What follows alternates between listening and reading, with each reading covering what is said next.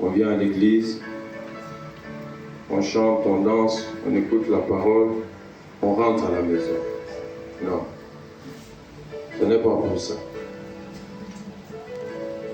Ce n'est pas pour ça que le Saint-Esprit descend dans nos vies. Une telle puissance, une telle onction n'est pas pour rester assis. Il faut comprendre que le Saint-Esprit est descendu en Jésus pour une mission.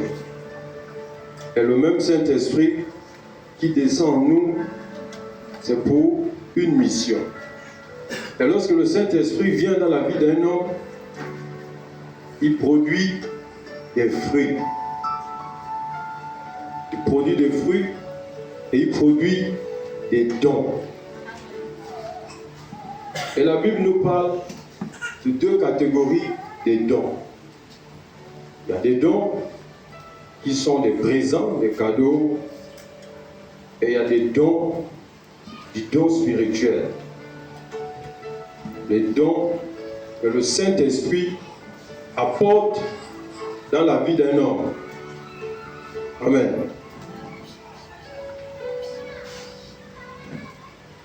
Romains 12.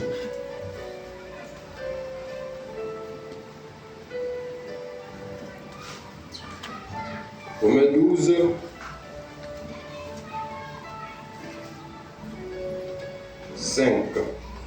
Ainsi, nous qui sommes plusieurs, nous formons un seul corps en Christ. Et nous sommes tous membres les uns les autres. Puisque nous avons des dons différents, selon la grâce qui nous a été accordée, que celui qui a le don de prophétie l'exerce, selon l'analogie de sa foi. Que celui qui est appelé au ministère s'attache à son ministère. C'est que celui qui est appelé au ministère s'attache à son ministère. Que celui qui enseigne s'attache à son enseignement. Et que celui qui exhorte à l'exhortation, que celui qui donne le fasse avec libéralité. Que celui qui préside le fasse avec zèle. Et que celui qui pratique la miséricorde le fasse avec joie. 1 Corinthiens 12, 4.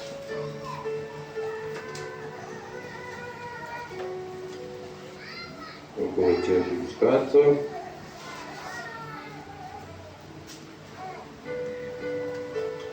Il y a diversité de dons, mais le même esprit.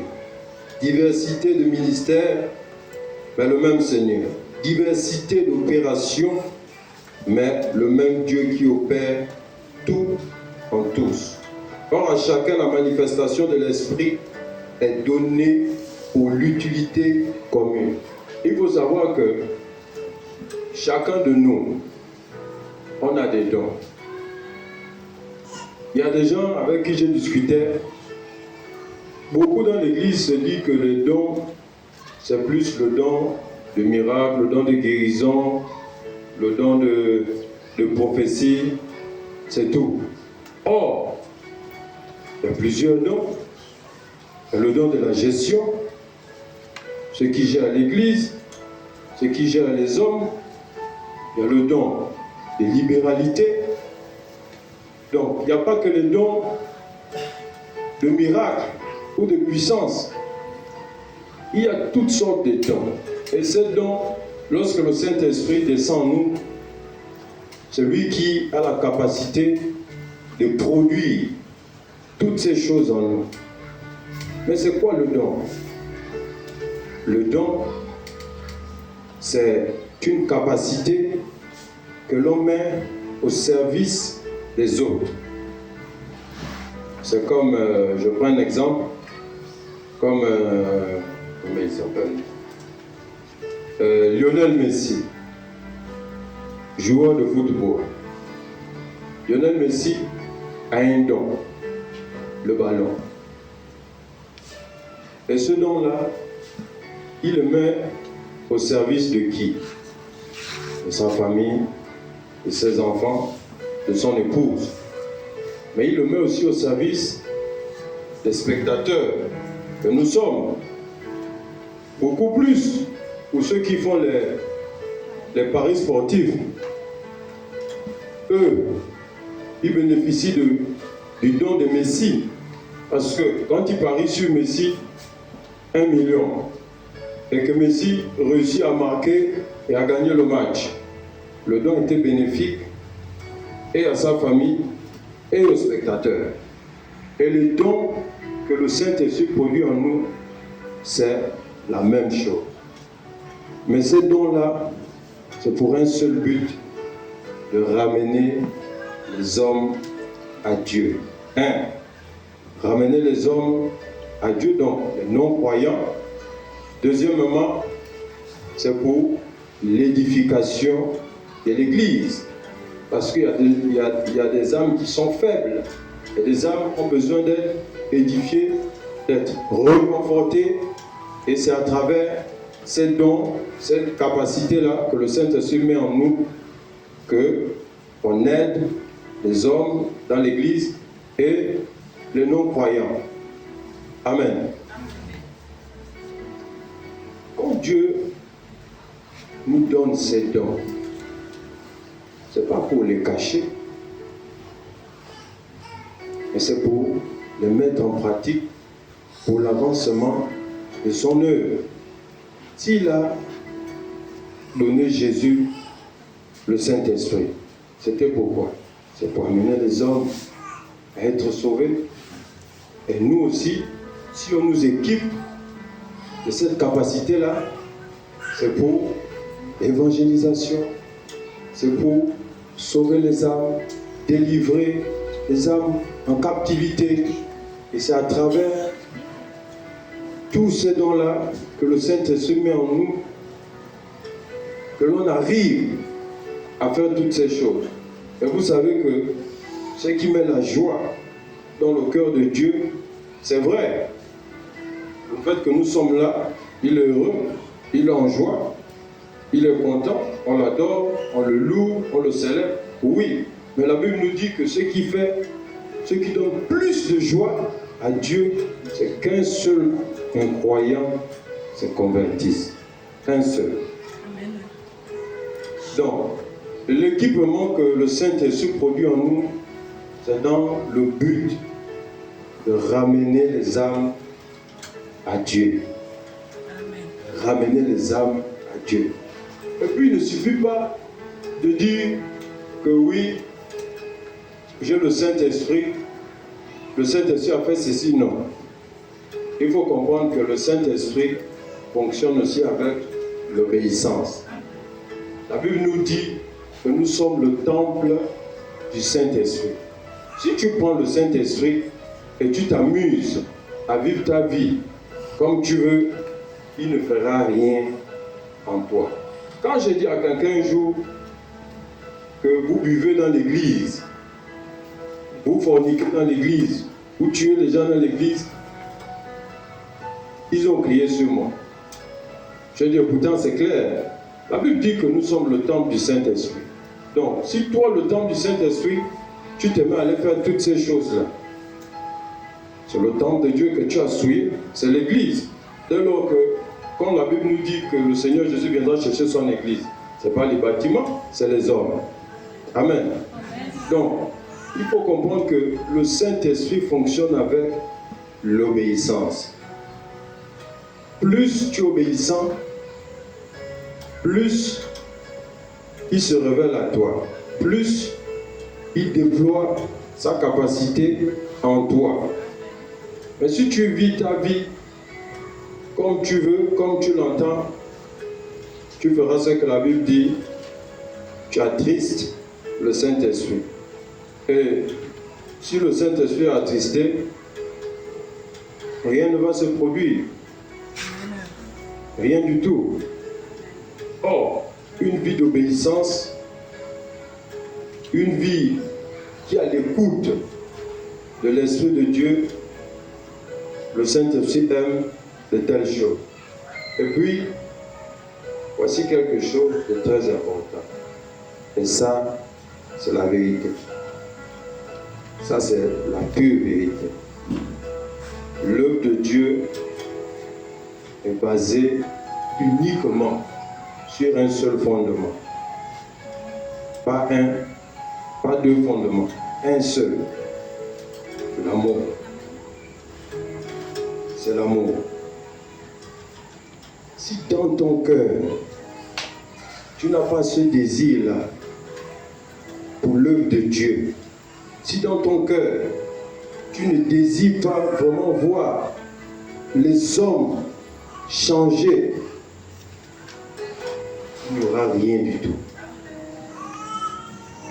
Dimanche, on disait que Dieu ne cherche pas des calomniateurs ou des accusateurs, non. Il cherche des hommes qui se lèvent et qui acceptent d'aller au front pour ramener les hommes à Dieu. Et si dans ton cœur, tu n'as pas cet amour, ce désir de voir les hommes changer, c'est pas tu vois quelqu'un qui boit son vin, ah lui là il boit encore le vin, tu passes ton chemin, non. Si tu n'as pas cet amour-là, cette douleur que Dieu a dans son cœur, de voir l'homme de jour en jour s'enfoncer dans le mal, de jour en jour, tous les jours, comme dit la Bible, l'homme devient encore de plus en plus mauvais. Et si toi, dans ton cœur, ça ne te fait pas mal, tu n'as pas cette douleur-là, le Saint-Esprit voit en toi,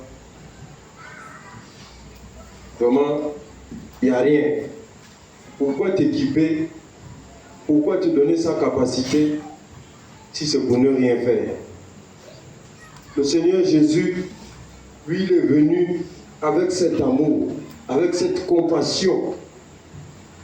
Il a dit qu'il n'est pas venu pour les justes, il est venu pour les mauvais. Donc tous ceux qui ont accusé Jésus, tous ceux qui l'ont crucifié, il est venu mourir pour eux, par amour. Donc si nous, on n'a pas cet amour, cette compassion, si on n'a pas ce désir-là d'intercéder pour ceux qui sont en difficulté, pour ceux qui souffrent, le Saint-Esprit ne va rien produire en nous.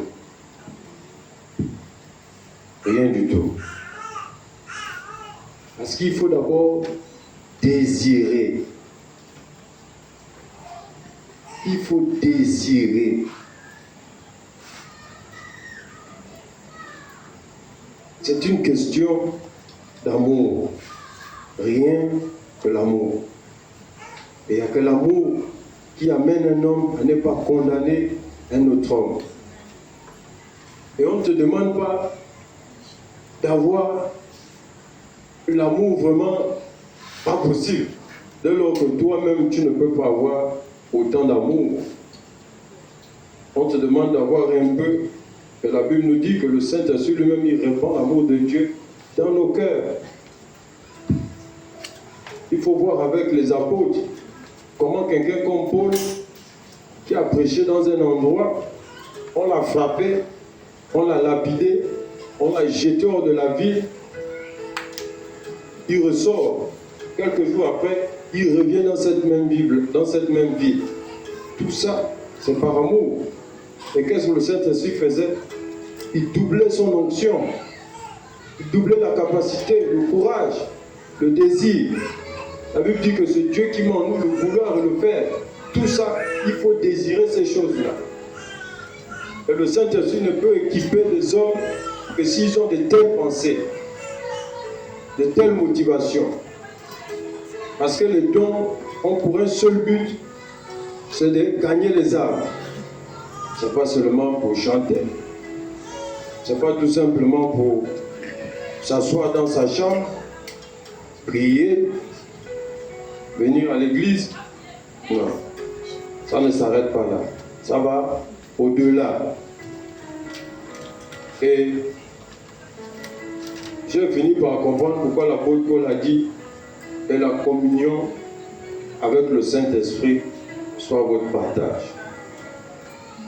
Parce que c'est quelque chose, c'est une question de relation. C'est un feu qu'il faut activer tous les jours. Tous les jours. Et ce feu ne s'active que par la méditation et la prière. Je vous assure, ça c'est pas pour le plaisir de parler. Mais hier seulement, à 20h, 21h, lorsque j'étais en train de réfléchir, je réfléchissais, et après, je lis quelque part, dans la prière, si tu es habitué à prier 2 minutes, pendant des années, 2 minutes, ça c'est ton niveau.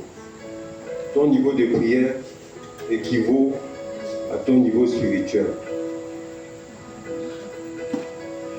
Et dans ma lecture, il disait que plus tu montes dans la prière, ça ne veut pas dire crier, quand tu pries, tu cries, non. C'est-à-dire ton temps de prière, le temps que tu passes avec le Saint-Esprit, plus tu l'augmentes, plus ton niveau spirituel augmente. Plus tu es à fond dans la prière, plus tu as le désir, plus tu passes du temps avec lui, lui aussi, il augmente. Je vous parle d'un fait qui s'est passé hier. Donc, après je me suis endormi. Quand je me suis réveillé, donc, le lendemain, donc aujourd'hui, dans les minuit, 2, 3 heures, quelque chose comme ça, j'ai commencé à prier. Et j'ai mis plus de temps que d'habitude. Hier, plus de temps que d'habitude. Et à 13h, j'ai un document que je cherche à finaliser. 13h seulement, aujourd'hui là. Mon téléphone, je ne sais pas ce qui s'est passé. Pourtant, ça n'a aucun problème. Mais les gens cherchaient à me joindre. Il paraît que ça ne passait pas. Donc, il y a un directeur qui a appelé un autre directeur, qui a appelé un autre directeur, qui a appelé mon associé. Après, ils m'ont fait signe. Je ne vous parle pas le directeur des écoles, ou bien des lycées. Je parle du directeur de l'administration gabonaise. Donc, il a appelé l'autre. L'autre a appelé l'autre. L'autre a appelé encore un sous-directeur. Après, ils ont appelé mon associé. Après, on m'a appelé, oh, monsieur. Je dis, mais je suis où, comment? Je suis là. Oh non, urgence. Je dis, ça, c'est encore quelle urgence? Moi, je suis fatigué. Non, urgence. Viens vite. Donc, je me déplace quand même, j'arrive. Oh non, tel te cherche. Je dis, comment ça? Et le tel qui me cherche là, lorsque je suis allé lutter avec les hommes, ils m'ont dit que pour rencontrer l'homme là, il fallait payer une affaire de 7 millions. 17 millions pour rencontrer quelqu'un.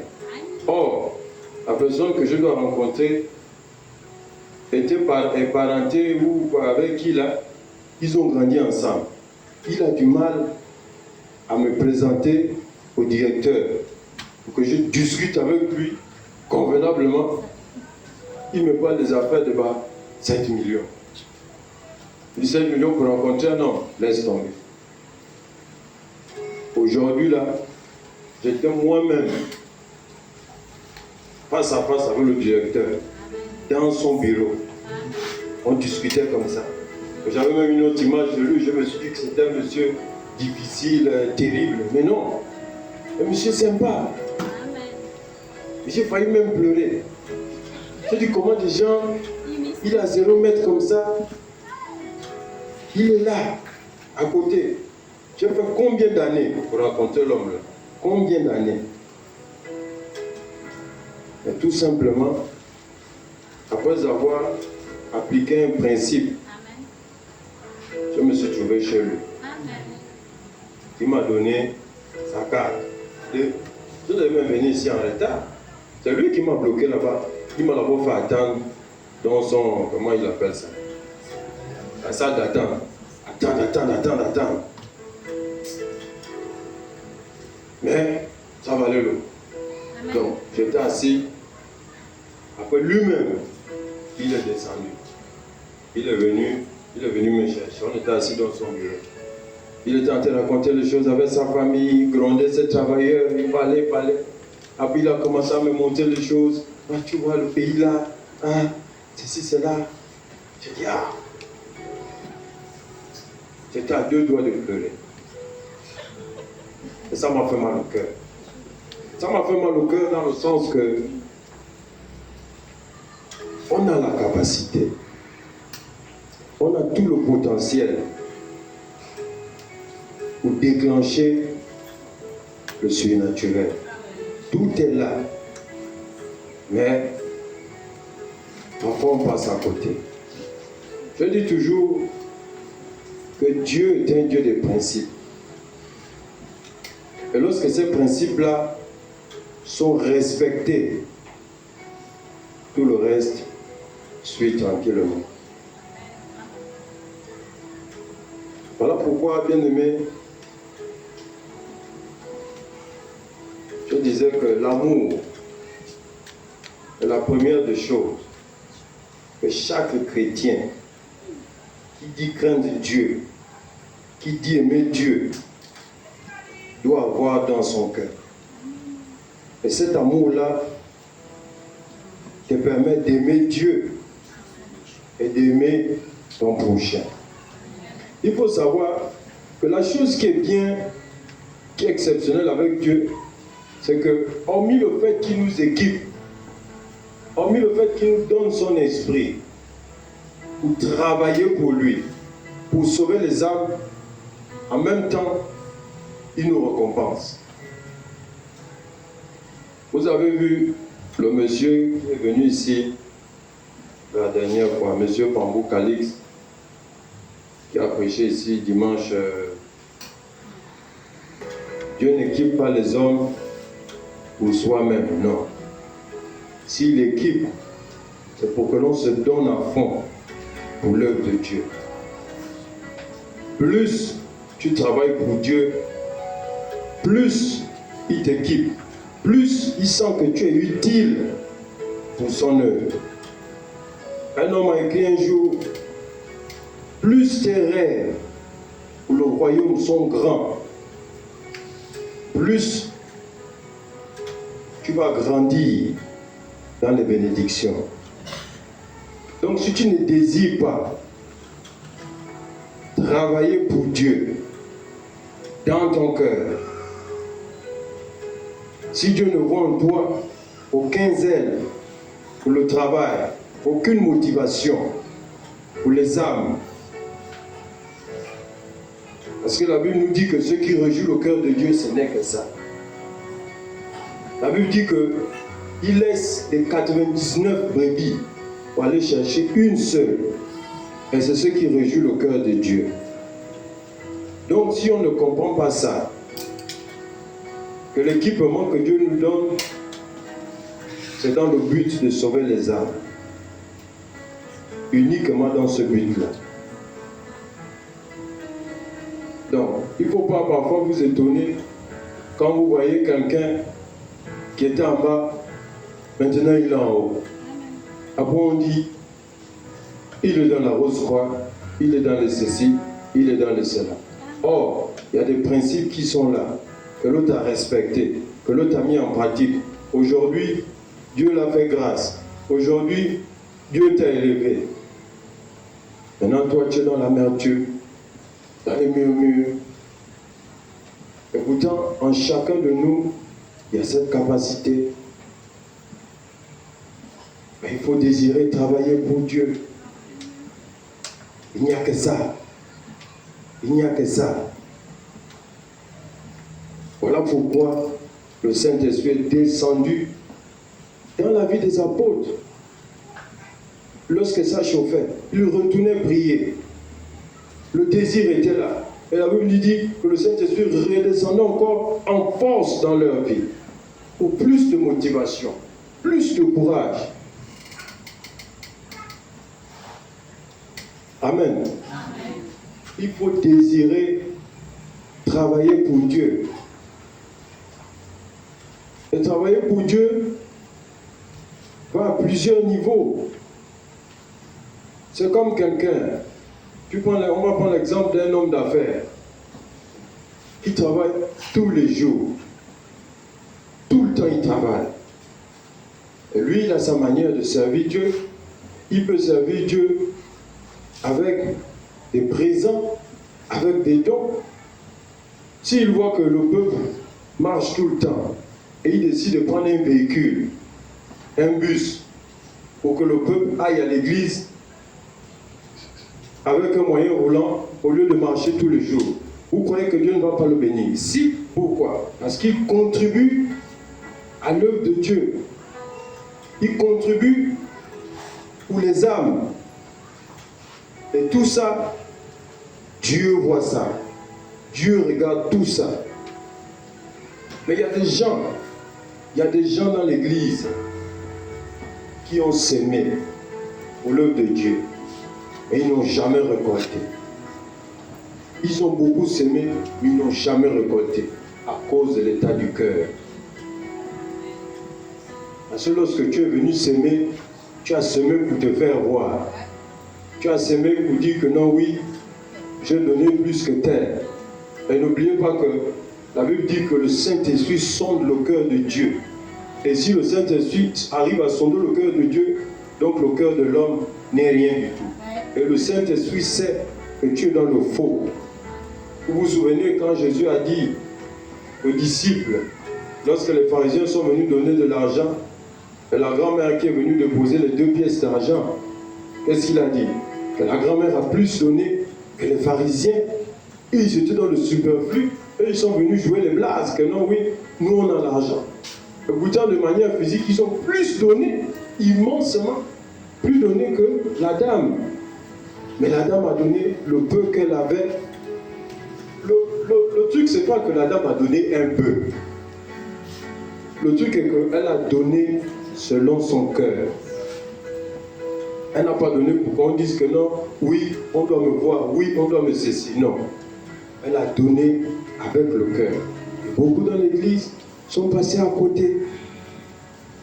Tu es venu, tu as donné 1 million, 2 millions, 3 millions, tu as donné. Après tu vois, tu n'es pas béni. Mais tu oublies que tu as donné par orgueil, par prétention. Et Dieu qui sonde le cœur, quand tu vois ça, tu n'as rien. C'est des principes établis. C'est des principes, c'est déjà établi, c'est là.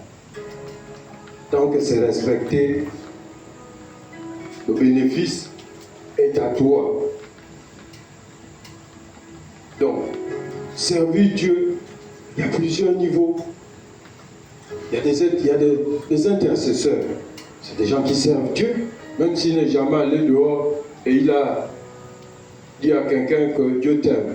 Mais le simple fait qu'il passe du temps, jour et nuit, dans la prière, pour prier pour les âmes, pour prier pour que l'évangéliste qui sort là, quand il sort, il doit trouver une âme. Dieu bénit ces gens-là. Tout le temps tu as genoux, tout le temps tu as genoux. Seigneur l'église, Seigneur les âmes, Seigneur l'église, Seigneur les âmes, Seigneur l'église, Seigneur les âmes. Et Dieu voit ça. Et lorsqu'il voit ça, l'équipement double encore. Mais tant que tu es assis et tu prends du bois, assis, il n'y aura rien, rien du tout. Et puis, il faut être honnête. Quand tu sais que tu ne travailles pas, ne sois pas jaloux du succès des autres. Ça, c'est un comportement du diable. La jalousie, c'est le diable. Jaloux dès le commencement de toutes choses, c'est le diable. Donc, de la même manière dont les dons sont différents, De la même manière, chacun a sa faculté de servir Dieu. Voilà pourquoi il faut vraiment respecter les intercesseurs. Voilà pourquoi un intercesseur qui n'a pas d'amour, ce n'est pas un intercesseur. C'est une faille. C'est une porte ouverte à l'ennemi. Un intercesseur qui ne manifeste pas l'amour ne peut pas être un intercesseur. Il prie quoi? L'œuvre de Dieu, la parole de Dieu repose sur le fondement de l'amour. Mais tu n'as pas d'amour. Mais tu viens prier, Seigneur, envoie les âmes. Seigneur, envoie les âmes. Il n'y a rien. Et ne t'attend à rien. Donc, bien aimé, l'équipement que Dieu nous donne, il faut retenir que c'est uniquement pour l'édification de l'Église, pour fortifier le peuple de Dieu, pour aller dehors, sauver des vies. Sauver des vies. C'est le plus important. Le Saint-Esprit est descendu dans la vie des apôtres, c'était uniquement dans ce but-là.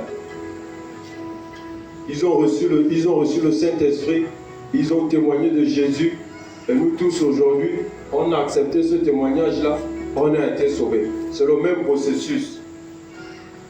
Ça se répète seulement. Tu as été sauvé, tu dois sauver un autre. L'autre a été sauvé, il doit sauver un autre. C'est ça l'œuvre de Dieu. Que les âmes soient sauvées. Mais désirer l'amour de Dieu. Même tous les jours, Seigneur, donne-moi ton amour. Un jour, je priais, je disais, Seigneur, donne-moi la force d'avoir un cœur comme pour toi. Après, je me suis arrêté, j'ai réfléchi. J'ai vu qu'avoir un cœur comme Dieu, c'est vraiment fort. C'est trop fort. C'est vraiment fort. Parce qu'il faut comprendre, lorsque tu commences à désirer l'amour de Dieu dans ton cœur, comme disait quelqu'un un jour, c'est là où tu vas voir la méchanceté des hommes. L'homme devient mauvais. Et j'ai vu des